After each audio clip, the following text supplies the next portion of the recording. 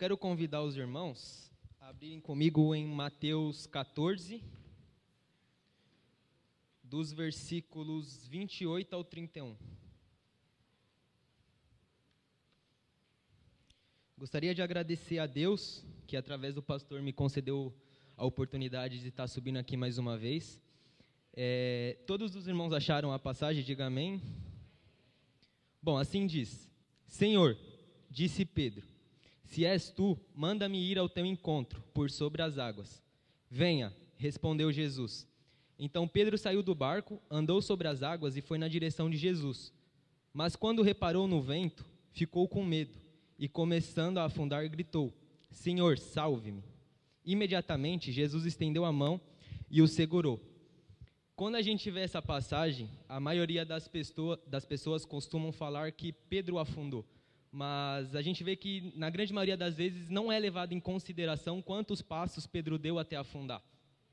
Ninguém lembra que para Pedro afundar, ele teve que ter um ato de fé ao sair daquele barco, que em meio à tempestade era tudo de mais seguro que ele tinha naquele momento. E ele acreditou em Jesus, apesar de toda aquela tempestade, saiu do barco e andou na direção de Jesus.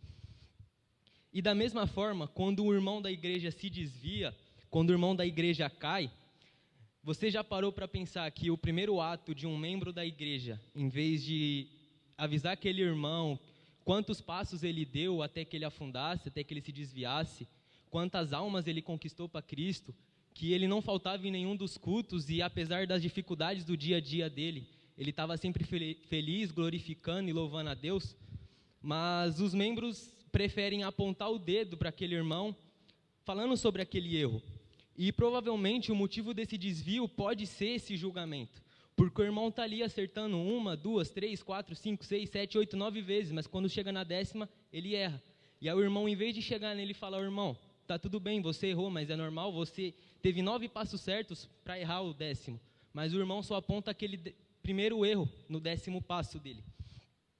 E para existir acertos, às vezes é necessário erros.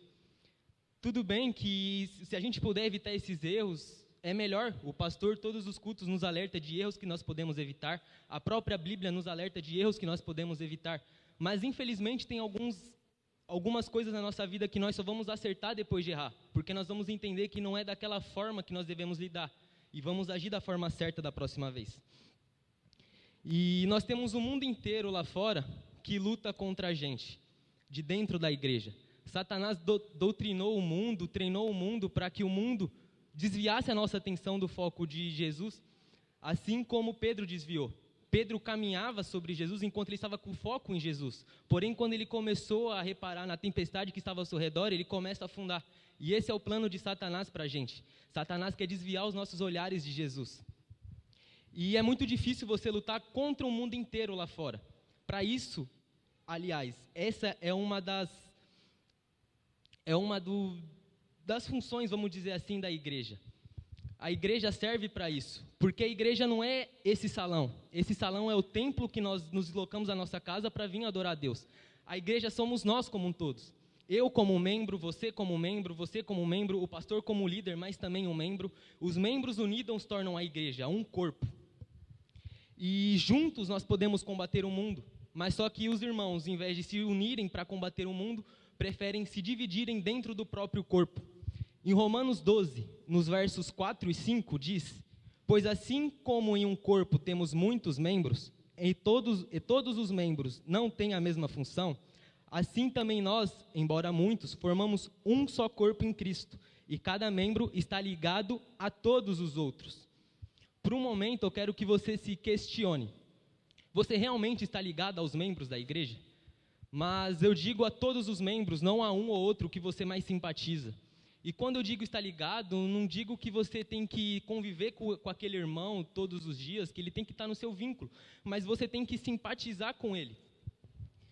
Porque a palavra em 1 Coríntios, ou melhor dizendo, em Tiago 4, 1 a 12 diz: Irmãos, não falem um dos outros. Quem fala contra o seu irmão ou julga o seu irmão, fala contra a lei e a julga. Quando você julga a lei, não a está cumprindo, mas está se colocando como juiz. Há apenas um legislador e juiz, aquele que pode salvar e destruir. Mas quem é você para julgar o seu próximo? Na quarta-feira, o Lamartine falou sobre Satanás agir também dentro da igreja, e ele age.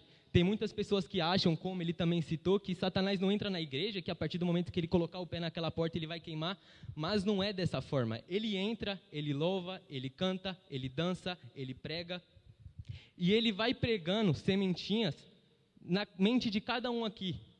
E cabe a cada um de nós, se nós vamos adubar e regar essa semente, ou se nós vamos queimar essa semente. A fofoca não provém de Deus, a intriga não provém de Deus, e o julgamento muito menos. Como Deus disse, ninguém tem o direito de julgar o seu irmão. Para finalizar, eu quero citar uma exortação de uma das epístolas de Paulo, que está em Efésios 4, dos versículos 1 ao 6.